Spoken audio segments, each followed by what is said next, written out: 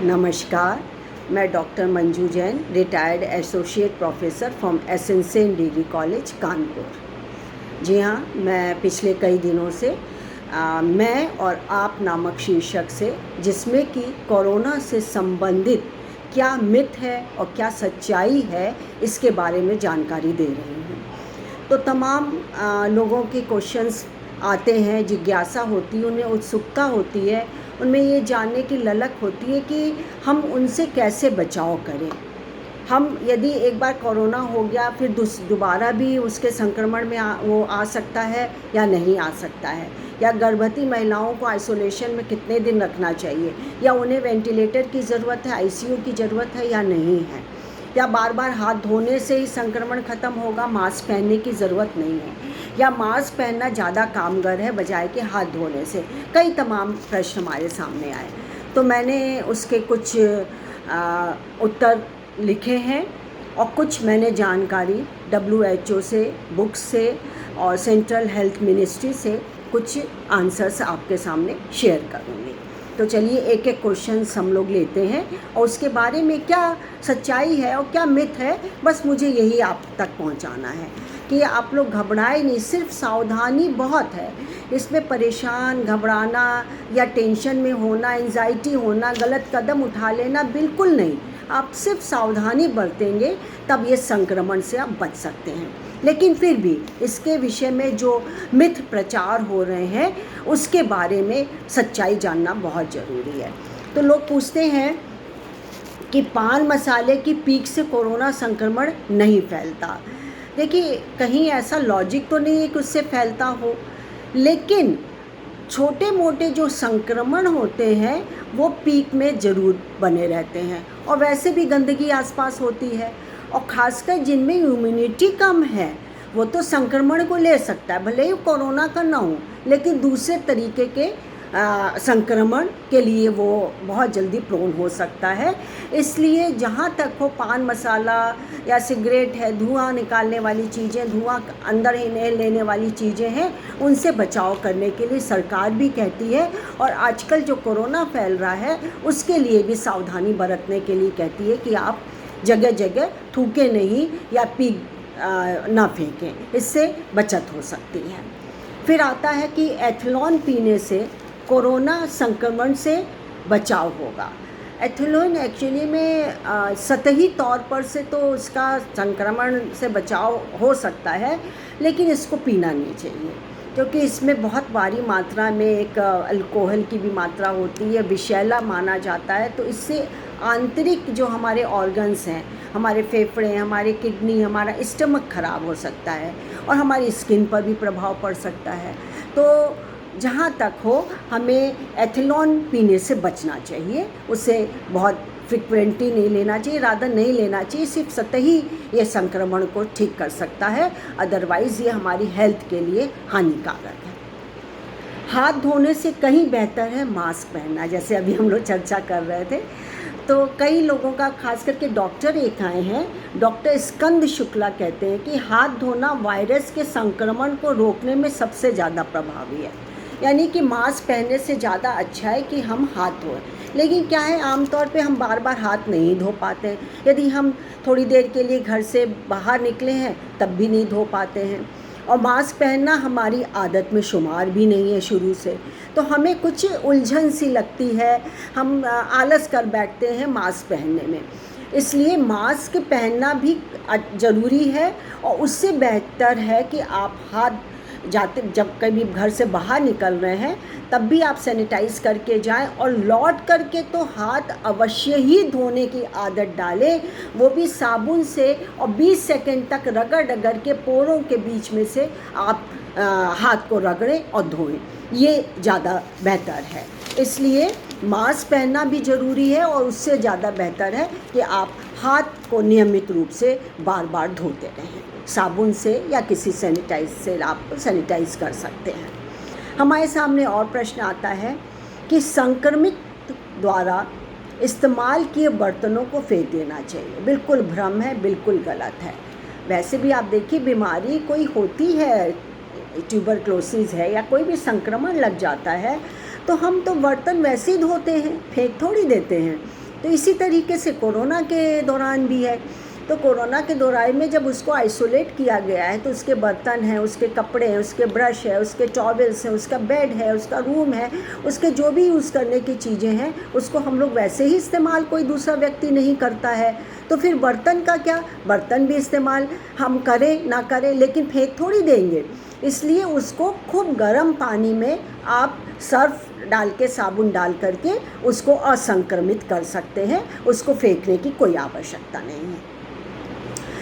अब प्रश्न है अगला, हर संक्रमित गर्भवती महिला को वेंटिलेटर पर रखा जाता है। जैसे कि मैंने आपको शुरू में बताया था कि ये भी जिज्ञासा लोगों के मन में बहुत आ गई थी कि संक्रमित जो गर्भवती महिला हो गई हैं और संक्रमित हैं उनको सिर्फ आईसीयू में या वेंटिलेटर में रखा जाए। नहीं, ऐसा बिल्कुल भी नहीं है। 10 में से 1 जो सीरियस मरीज होता है उसको ही आईसीयू में रखा जाता है, और जो गर्भवती नहीं हैं और जो कोरोना से ग्रसित हो गई हैं, संक्रमित हो गई हैं, उनका भी यही रेशियो है कि उसमें से 10 में से 1 को ही रखा जाता है जो ज़्यादा गंभीर। तो डॉक्टर जानते हैं कितनी गंभीरता किसकी क्या है, उसी के अनुपात में, उसी के अनुसार ही उनको ट्रीटमेंट दिया जाता है। हमारे सामने एक और जिज्ञासा आई लोगों की कि हर समय घर की खिड़कियां बंद रखनी चाहिए। तो मेरा भी यहाँ तक विचार है और अब तक की स्टडी भी यही कहती है, बड़े बड़े रिसर्चर्स भी यही कहते हैं कि खिड़कियाँ दरवाजे से आपको खुली हवा मिलती है, वेंटिलेशन होता है, और छोटे मोटे संक्रमण तो वैसे भी नहीं आ पाते हैं, बल्कि और खुली हवा में, अच्छी हवा में मर जाते हैं। तो और कोरोना पीरियड में आप कह रहे हैं, सोच रहे हैं कि हमको खिड़की दरवाजे बंद कर रखने चाहिए, तो ये हवा से थोड़ी संक्रमण फैलता है। ये तो बोलने से, छींकने से जो हमारी ड्रॉपलेट्स होते हैं, निकलते हैं, पानी की बूंदें निकलती हैं, उससे होता है। इसीलिए नाक से और मुंह के से लेकर के हम लोग को मास्क पहनना होता है। तो ये हवा से नहीं फैलता है, इसलिए खिड़की दरवाजे आप खुले भी रखेंगे तो ये कोई भी डर की बात आपके लिए नहीं है।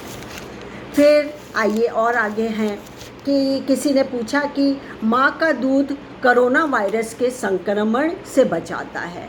तो ऐसा भी नहीं है। एक मैं डॉक्टर का भी आपको उदाहरण दूंगी कि उन्होंने स्टडी में क्या बताया है कि माँ का दूध निस्संदेह बहुत हेल्दी होता है और बहुत सारी इम्यूनिटी को बचाता है।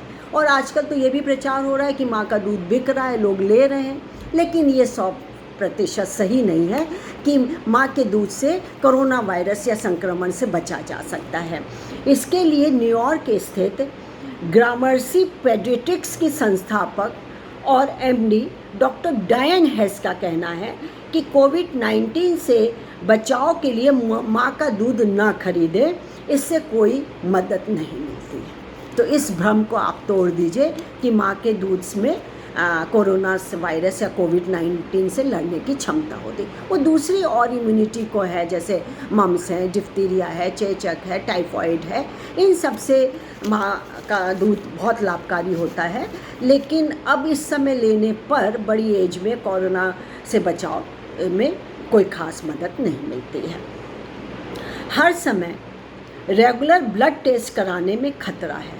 ये बात बिल्कुल सही है कि हर समय हम कोविड-19 को लेके भय उत्पन्न करें और रेगुलर ब्लड टेस्ट करवाते रहें, ये कहीं की समझदारी नहीं। क्योंकि बार बार आप हॉस्पिटल में जाएं और कहें कि हमको ब्लड टेस्ट करवाना है, तो वैसे ही आसपास जो संक्रमण है, इम्यूनिटी आप में कम है, कम कर रही है, तो वैसे ही आप संक्रमित हो सकते हैं। भले ही कोरोना से ना हो, आप दूसरे वायरस या संक्रमण दूसरा आप ले सकते हैं, कैच कर सकते हैं।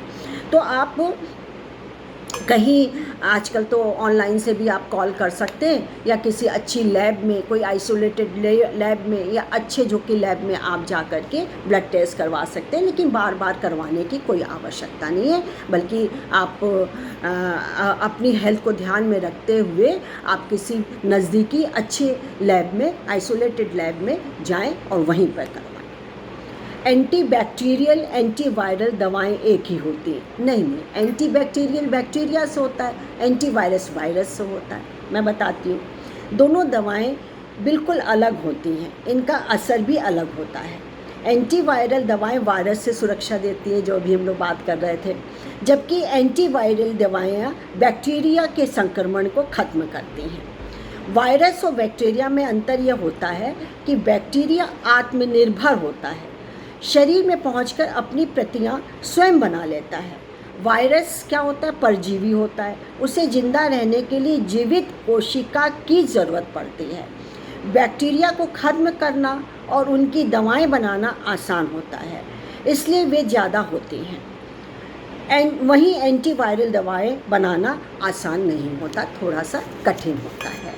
तो ये सब हमारे मिथ्य विचार हैं, जिसको बस मैंने ये सोचा कि सबको जानकारी मिल जाए, चाहे थोड़ी ही सही, थोड़े ही लोग हैं, लेकिन वो अलर्ट रहें, सचेत रहें और इस जानकारी जो मैं दे रही हूँ आपको, उससे थोड़ा सा जानकारी प्राप्त कर लें। यही मेरा ध्येय था।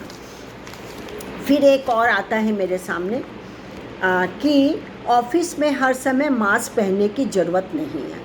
देखिए, अब धीरे धीरे गाड़ी रूटीन पे आ रही है, ऑफिस हैं, दफ्तर हैं, खुल रहे हैं, तो वहाँ पे सोशल डिस्टेंसिंग के लिए अभी भी सशर्त खोले गए हैं कि आप कम से कम 1 या 2 मीटर की दूरी में रहें, और वहाँ भी कहा गया है कि मास्क पहनें। भले ही आप थोड़े थोड़े अंतराल में, 1-2 घंटे के अंतराल में, या थोड़ा अनईज़ी लग रहा है तो आप थोड़ी देर के लिए उतार लें, लेकिन आपको मास्क जो कि ये पहनना है, और लेकिन उससे ज़्यादा आपको सोशल डिस्टेंसिंग की एहतियात बरतनी पड़ेगी, और बरतती जाती है, वरना ऑफिस में भी वो दंडनीय माना जाएगा।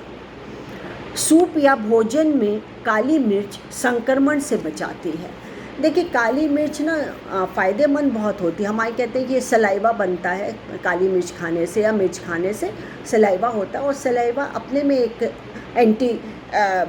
एंटीबॉडीज़ को बनाता है, और हमारे जो सलाइवा है वो छोटी मोटी मुंह की जो बीमारियां होती हैं खुद भी ठीक कर देता है। और दूसरा, काली मिर्च से स्वाद बहुत अच्छा हो जाता है। आप सूप में डालते हैं, आप वाइट सॉस में डालते हैं, आप पिज़्ज़ा के ऊपर भी रेड चिली और काली मिर्च का छिड़काव करते हैं, तो थोड़ा स्वादिष्ट हो जाता है। लेकिन खाली आप ये सोचिए कि खाली काली मिर्च से संक्रमण हो जाएगा तो हम खाली मिर्च खाते रहेंगे, नहीं, ऐसा नहीं है। ये भ्रम है, पूर्ण भ्रम है। सिर्फ ये स्वाद बढ़ाता है, लेकिन हमारी सलाइवा को बढ़ाने के कारण ये थोड़ा बहुत बचाव छोटे मोटे संक्रमण से कर देता है। बस इतना ही है इसमें। ठीक हो चुके लोग दूसरों के लिए खतरा हैं? नहीं, बिल्कुल भी नहीं खतरा है, बल्कि आम लोग जिनको संक्रमण नहीं हुआ है, और आम लोगों को दूसरे संक्रमण होने का खतरा ज़्यादा है, बजाय कि जो संक्रमण से ठीक हो गए हैं उनसे संक्रमण नहीं होता है। तो ये जानकारी लेना बहुत ज़रूरी है कि लोग बार बार इसलिए भयभीत होते हैं, चिंतित रहते हैं, परेशान रहते हैं, टेंशन में आ जाते हैं, और बार बार जो कि है ये उनमें जिज्ञासा हो जाती है कि हम क्या करें और क्या ना करें, क्या हमारे लिए अच्छा है, क्या हमारे लिए बुरा है, क्या ठीक होने पर हम संक्रमित व्यक्ति के साथ घुल मिल करके बात कर सकते हैं, उसके साथ रह सकते हैं। भाई, घर में ही किसी को हो सकता है, पति को हो सकता है, बच्चे को हो सकता है, पत्नी को हो सकता है, पिता को हो सकता है, किसी को भी हो सकता है। तो आइसोलेशन पीरियड में जब आपने रखा है, आइसोलेट कर दिया है उसको 10 दिन से लेकर 17 दिन तक या 14 दिन तक का भी माना जाता है, फिर उसके संक्रमण दोबारा होने की कोई गुंजाइश नहीं रहती है, और ऐसे व्यक्ति के पास भी आप रह सकते हैं, आराम से रह सकते हैं, आपके लिए कोई मुश्किल बात नहीं है। फिर 1-2 मैंने क्वेश्चंस और बनाए हुए थे, अभी शेयर करना चाहती हूँ आपके साथ ही मैं, कि हम और कैसे अपने आप को ठीक रख सकते हैं। तो मैं इसके लिए आपसे कहूँगी कि आजकल ऑनलाइन भी और वैसे भी लोग कहते हैं मेडिटेशन करिए, योगा करिए और पौष्टिक भोजन करिए। पौष्टिक भोजन क्या है? आप सोचते, आप तो अपनी समझ में पौष्टिक भोजन ही करते हैं, लेकिन पौष्टिक भोजन का है ये कि स्प्राउटेड बीन्स ज़्यादा खा लीजिए, बजाय कि आप अन्य जो खा रहे हैं, तला खा रहे हैं, कटलेट खा रहे हैं, या घर में बना के पिज़्ज़ा खा रहे हैं, उसकी मात्रा थोड़ी कम कर दीजिए। आप स्प्राउटेड दाल खाइए, बीन्स खाइए, वेजिटेरियन बनिए, मतलब वेजिटेबल्स आप ज़्यादा खाइए, ग्रीन वेजिटेबल्स खाइए, फल की मात्रा को आप एक टाइम बढ़ा लीजिए, बल्कि एक मील छोड़ करके आप खूब फल खाइए, लेकिन इन सब को आप प्रॉपर धो करके, पोंछ करके और उसके बाद काट करके तब खाइए, और कटे हुए फल को दोबारा यूज़ ना करिए। मैं समझती हूँ आपको जानकारी मिली होगी और कई लोग लाभान्वित भी होंगे। मैं कहती हूँ इसमें से 50% भी व्यक्ति लाभान्वित होंगे तो मेरा ये वीडियो सफल होगा। आज के लिए इतना ही। नमस्कार।